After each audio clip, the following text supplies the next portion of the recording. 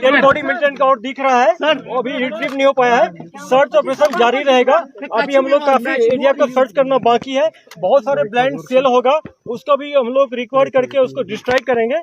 और आवाम से अभी अपील करते हैं कि स्पॉट पर कोई नहीं जाए, क्योंकि बहुत सारे ब्लाइंड से ग्रेनेड की संभावना है वहाँ पर है।